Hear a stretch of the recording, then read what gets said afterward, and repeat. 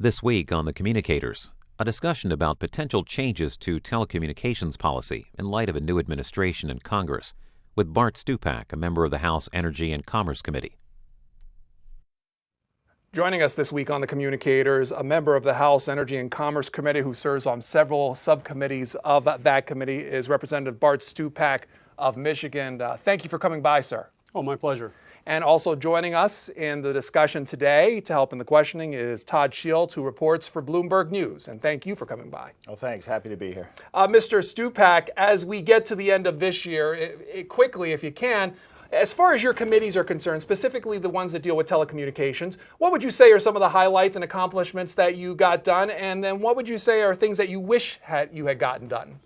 Well, I think, especially on the transition to digital television, I think people are aware of it, but I don't think we've done enough to make sure that we're ready for it.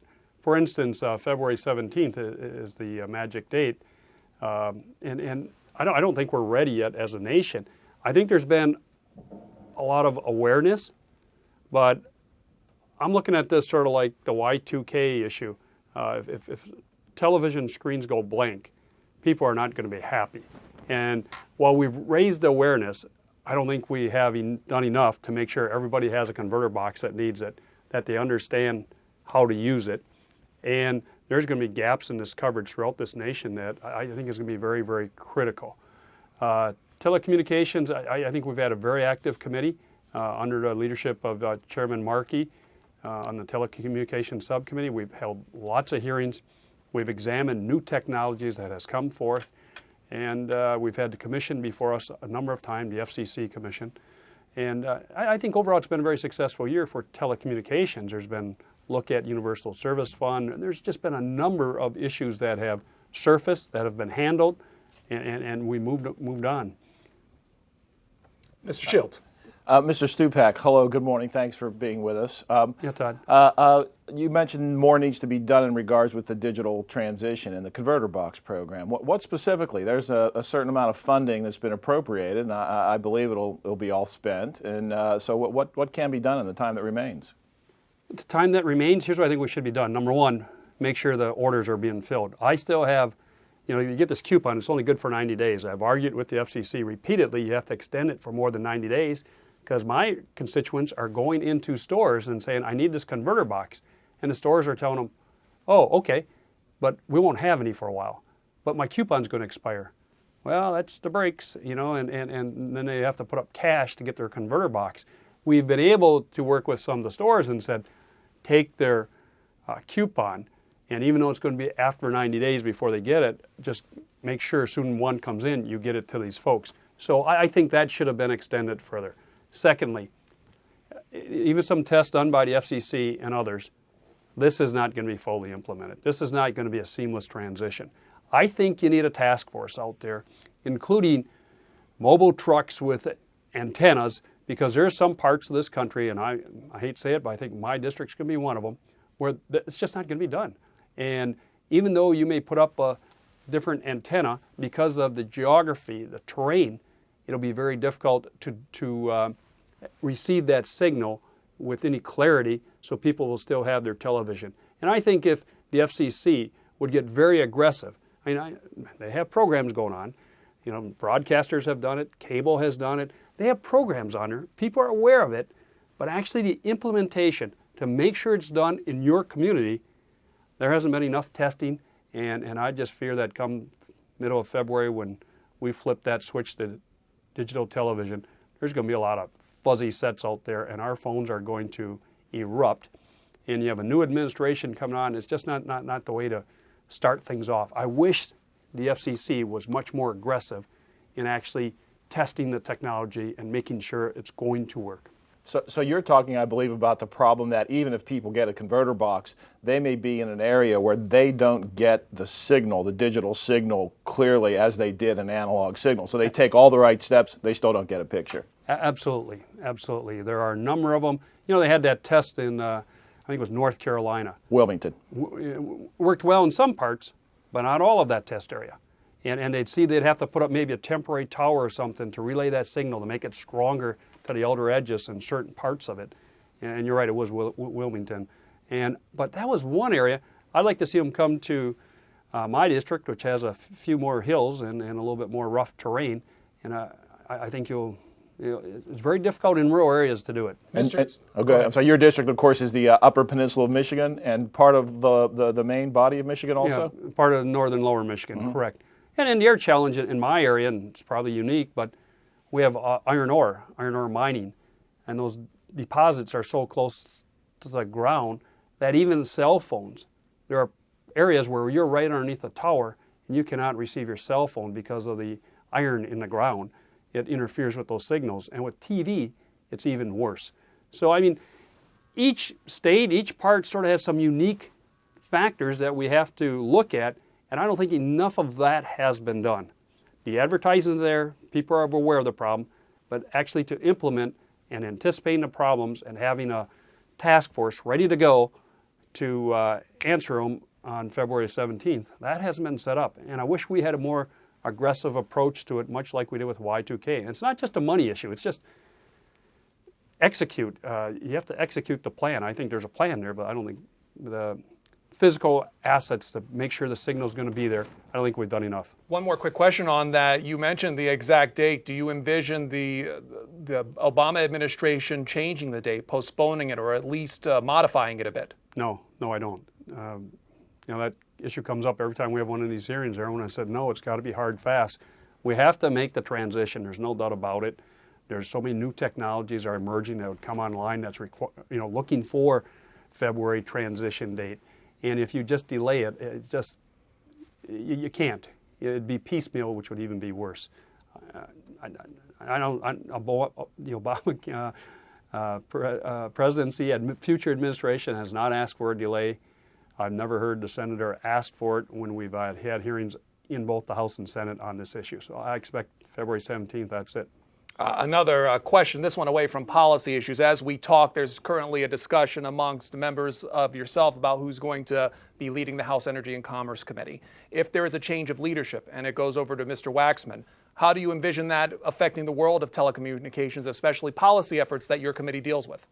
Well, whoever's sitting in the chair, and I think the chairman should be Mr. Dingell, he's guided the committee well. We've had a very aggressive 2 years, 147 hearings, produced 45 laws, 45 bills went to the House, 21 which became law.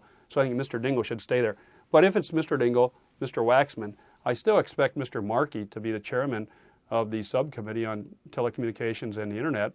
So I don't see a lot of changes no matter who is the leadership. The subcommittee chair still has great discretion to implement policy and what hearings they want to have and what order and how quickly they hold those hearings. And if Mr. Waxman becomes it and oversees the whole thing, could I get your thoughts on then what he brings to the world of telecommunications as far as background and experience is concerned?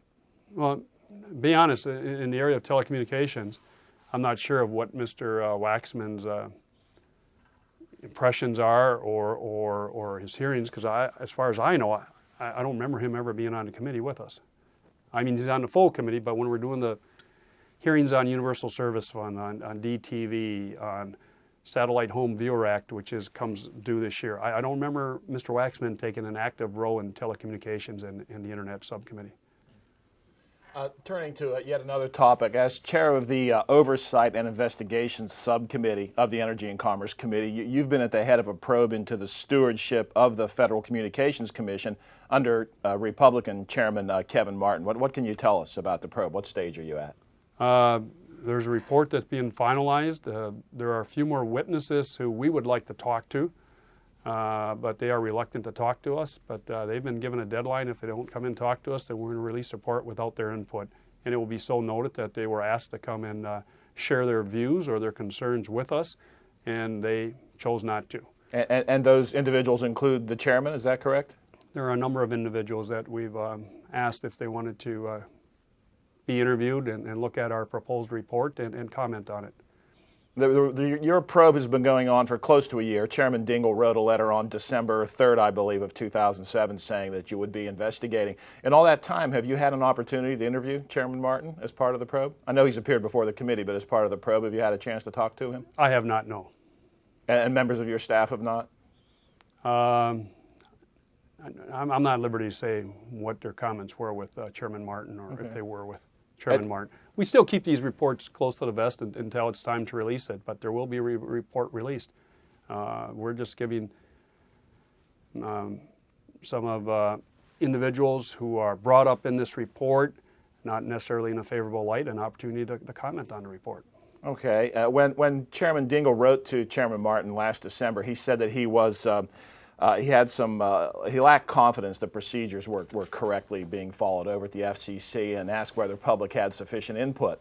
Do you similarly lack confidence at this stage in the procedures being followed at the FCC? What's your impression now over the past year?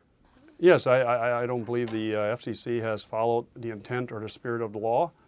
Some decision making has been made, I think, has been faulty. I think there's been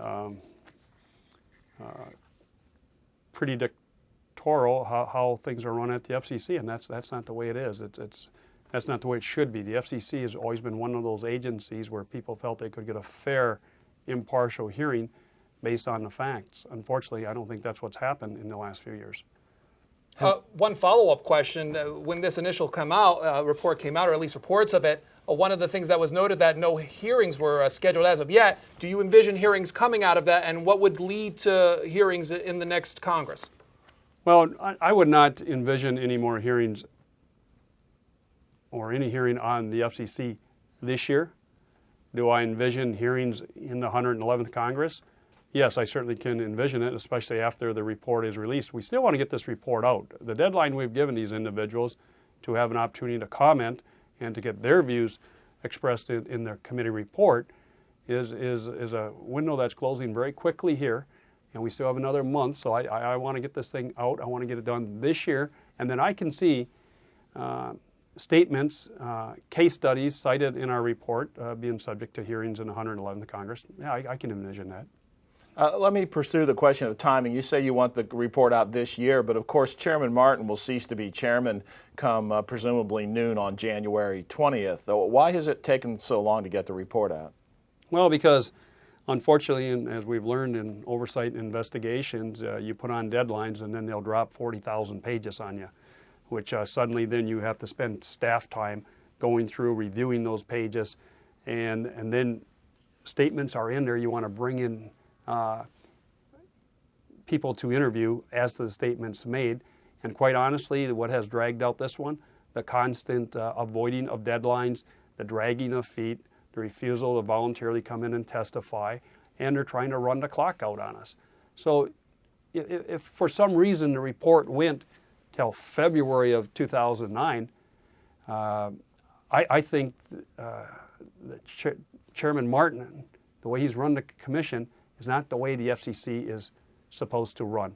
Maybe it'd be a blueprint to whoever's going to run the FCC after Chairman Martin can see maybe some errors of the ways and how Congress reacted to it. There are some reports that Congress rely upon that have never been furnished Congress. So decisions sometimes are being made in a vacuum. That's not the way to run one of the more important commissions we have that certainly affects all Americans, especially when we have these new emerging technologies. We need an FCC where every stakeholder feels they're getting a fair shake, because there are literally billions of dollars on the table when some decisions are being made. So everyone should have an opportunity to be heard and have their case presented fairly and impartially before a commission. Mr. Stupak, you've probably seen a number of names as far as President-elect Obama and people that he would like to see at the FCC. Of the names that have been floated out there, do you see an ideal candidate to assume the position? No, I won't. That's going to be up to President-elect Obama to make that decision. And I think there are a number of good, qualified people, including one or two of the commissioners who are already there. I'm not sure if this administration will do an interim, because we do have this transitional television, the transition coming up in February. I'm not sure if you'll do a transitional FCC with an acting chairman or come right out with a chairman. I have urged, and my impression is from the administration, they would like to fill Secretary of Commerce soon, and also look at the FCC just as quickly, because they would like to get somebody there. We all see this possible crisis coming forth in February. We want to get it resolved. We want to tackle it head on. Let me turn to a fresh topic, net neutrality legislation. Broadly put, what are the prospects in the coming Congress? We had a bill that I believe didn't come to a vote last time, the bill by Massachusetts Democrat Ed Markey and Mississippi Republican Chip Pickering. What do we see this for the 111th? Well, I think you'll see the bill come forward. I think you'll probably even see it reported out of the committee. It's an issue that's been around. I think both Mr. Markey and Mr. Pickering has brought forth a piece of legislation that members have had a chance to examine and look at. There's been a lot of input from everyone who has a stake in this matter. And I could very easily see a bill coming to the floor and probably even passing the House of Representatives in the next year. Substantially the same bill, or with stronger provisions ensuring net neutrality? I think maybe stronger provisions ensuring net neutrality. It was a bipartisan bill, so both sides were looking at it very closely. But I think with a Democratic president and Mr. Markey's leadership, and I'm sure he will have a Republican join him because we like to try to do things as bipartisan as possible, there may be some stronger provisions to ensure net neutrality. Some companies look at what the FCC did in August. It censured Comcast Corporation for interfering with some subscribers' access to some web services. And some companies point to that and say, well, look, we've got all the authority we need. The action has been taken, and then we can do it on a case-by-case basis through the FCC. There's no need for legislation. What do you say to that point of view? I disagree, because it seems to be a constant problem. Well, the FCC did render an opinion there on the Comcast one. You see it with other stakeholders. You see it with small cable. You see it with small operators and big operators. I think you need a firm law there and some accountability that follows through, not just here's an FCC decision, look at that, that's enough guidelines. So if I were the head of one of these telecom companies or cable companies who provide, what would you say to me as far as what I should expect with a new Congress and a new FCC? Well, I think with the new Congress and new FCC, it's just a little different philosophy. I mean, I think there has to be regulations. People have to be held accountable, and I think they'll be pretty crystal clear. This idea of basically deregulation, merger upon merger, as the big telecommunications giants get bigger and squeezing out the small person, I think you'll see more regulation, so it's a more level playing field and everyone have access to the broadband and deployment, and make sure that no one is unfairly being pushed out of the market. You mentioned Comcast. Today there are stories in the paper from this FCC asking Comcast and other cable companies to provide more information as far as moving channels from analog to digital. What do you think about that move by the FCC? And I guess what do you say about how it adds to other issues concerning cable specifically, especially from this chairman? Well, what I see right now and what I've been hearing for the last few months, that there's a flurry of activity going on in the FCC. Everyone knows that come January 20th, there will be a vacancy there, and there'll be a 2-2 commission. So there's a flurry of activity to get a number of unresolved issues done. And what I would urge the FCC is, this doesn't all have to be done in the next 60 days. You've had time to look at it. You've had time to review it. If there's disagreements, then why don't we let it go with the new administration? There's no reason to rush through some of these issues, including the Comcast matter that you brought up. Look at it shouldn't be a priority then right now? Well, the issue may be a priority, but I would hope you'd have a pretty much of a unanimous commission in the action that's going to be taken. I don't mind the FCC making some decisions as long as they can come to terms with it. I don't want to see 3-2 decisions or 2-2-1 decisions, things like this. If they should be able to move forward in more of a unanimous issue, if it's that controversial, then I think lay it over for the next administration. Another 60 days will not make any difference. On another issue entirely, some congressional Democrats have spoken in favor of reinstating or in some form bringing back the fairness doctrine.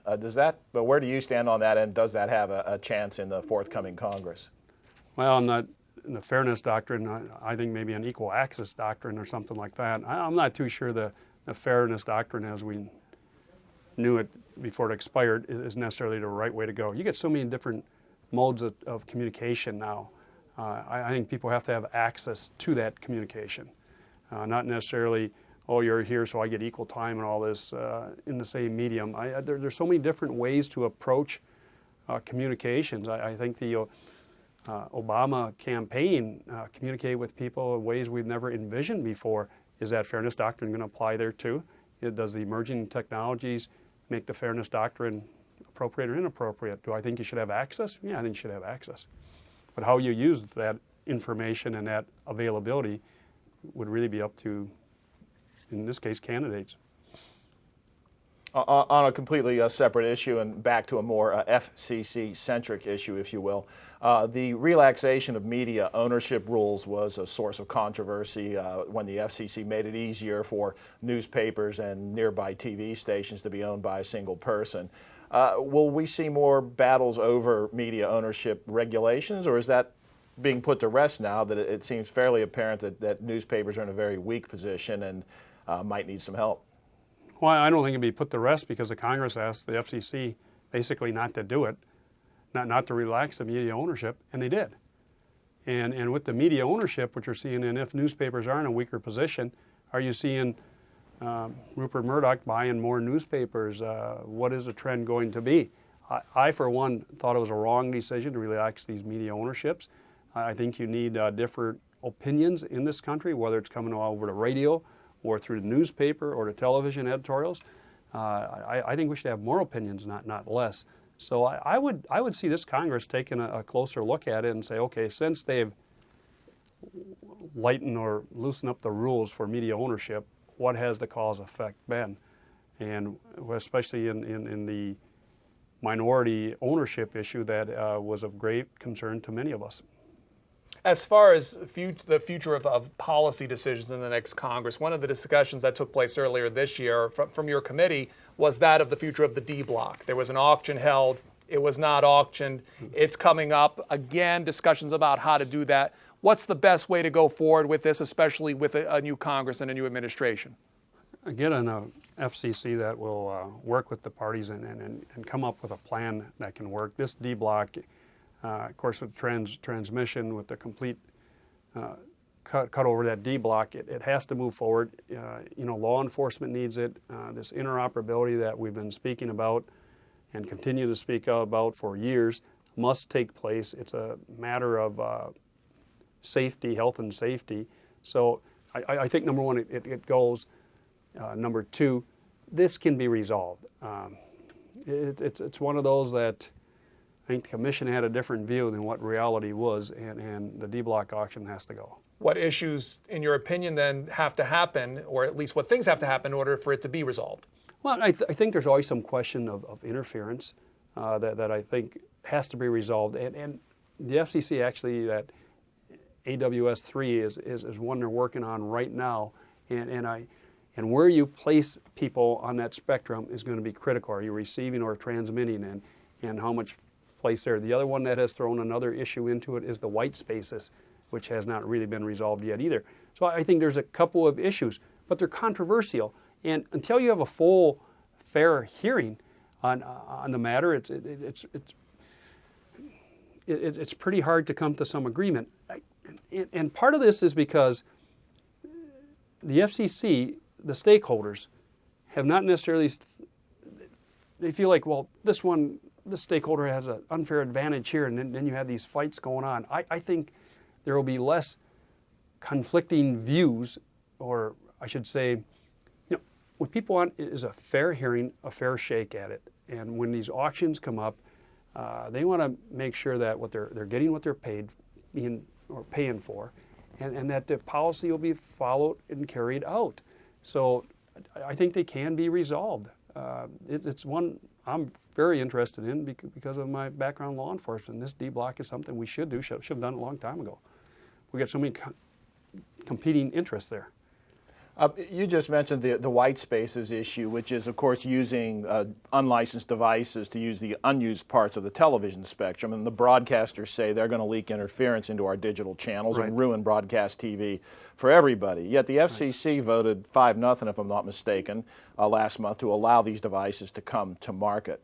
Now, you mentioned it's not been fully resolved. Does that indicate that the committee may step in with hearings and possible legislation to overturn the FCC's decision on white spaces? Well, but the FCC decision, if I remember correctly, well, you read it was 5-0, it limited the devices that could be used in the white spaces. Now that that decision is made, you have more people saying, whoa, wait a minute, we want to try this in the white space, we want to try that. The technology is such that they're convinced there won't be any interference, but if you go to different devices, different applications of that white space area, you very well could be. The broadcasters remain very concerned about it. They're still convinced that there will be some interference. So we hope this will be rolled out in a manner that is limited to the applications are approved right now, and not one of these, well, this is white space, let's try this type deal, and we worry about the interference later. So I wish the commission would have held that over. They did not, but it was a 5-0 vote, and they are going to allow some applications on the white space area. That doesn't mean everyone get to then use the white space how they see fit. As far as the future of policy issues, and specifically towards the Telecom Committee, several new members being elected after this election. Do you envision some of those being part of this committee, or some have expressed interest to you as far as being part of it? Well, the Energy and Commerce Committee is looked at as being the hot committee this year because of a new president who's looking forward to doing healthcare reform, climate change. Most of these big issues will be going through the Energy and Commerce Committee. So whether you're a brand new freshman member-elect or some of the older members, they are trying to get on the Energy and Commerce Committee. And just on our side of the aisle, I think there's at least 3 openings on our side. But with the different proportions, with the makeup of the Congress, I would think the Democratic side would expand a little bit. The Republican side might contract, but there's at least 6, I'd imagine at least 6, 7, 8 spots are going to be open on Energy and Commerce Committee, and there's great interest, as I've been solicited by many members, asking to help them to get on the committee. Older members who have a few terms, to brand new freshmen. I was thinking even specific. Kay Hagan out of North Carolina, part of her campaign efforts included issues about net neutrality. It seems like that was part of the discussion, especially in this year's campaign. Well, you know, Kay Hagan, of course, ran for U.S. Senate, and I'm in the House, so I can't tell the Senate who to put on the Commerce Committee over there. But no, you're right. And there are a number of other members who have made broadband deployment a major issue because you need it for anything when you talk about the economy. Healthcare is the hot issue, and climate change, and it's a hot committee, whether you're in the House or the Senate. If I could skip back to the digital broadcast transition, there's been a proposal to leave a few of the channels on analog so that when people who are not prepared tune in, they can look and they'll see a message that says, if you see this, you're using an old analog TV setup and you need to take action. Do you see that? And I believe we need an act of Congress to do that because people, not the TV broadcasters, now own that spectrum. Could you see congressional action to allow that escape hatch, if you will, or that mechanism to notify the public if belatedly? Well, you could see it, but I don't think it's going to happen before January. And when we come back in January, the administration would like us to finalize the appropriation bills. Remember, we never did the appropriation bills because of this fall's election. We only did 3 appropriations. We still have 9 more appropriation bills. I see the administration sending signals to Congress that we should really wrap up those appropriation bills so when the new president comes in, Senator Obama becomes president on January 20th, that part of our legislative calendar is behind us, so he has a fresh slate there. So I guess I don't see it until the 17th and then of February, and then suddenly everyone's going to be saying, well, why can't we just hold the old stations? And it's going to be hard to do. I just don't see it. I think you should have a thing on there. If you're seeing this, you need a converter box. But then, as I said earlier, there's not enough converter boxes going around. In my district, we're waiting for them.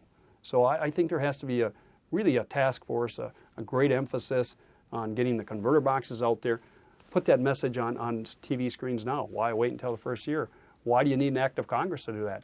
The broadcasters can do it as part of their regular broadcasting, or so I don't necessarily think you need an act of Congress to do that. All righty. And a related question on the digital transition. You're mentioning the need for a task force, that it's urgent. Has the FCC stepped up to the plate in this regard?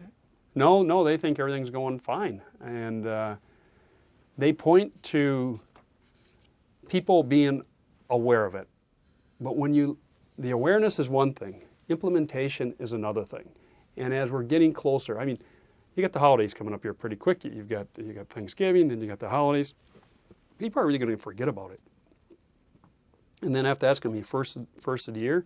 And up in my neck of the woods, when there's a lot of snow up there, people are not going to be looking to climb up on our roof to try to put up an antenna to get the new digital signal.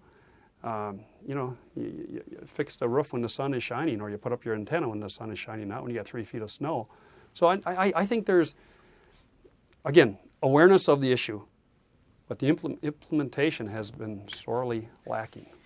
Representative Bart Stupak serves Michigan and is also a member of the Energy and Commerce Committee. Thank you for your time, and thank you for being on the Communicators. Very good, thank you.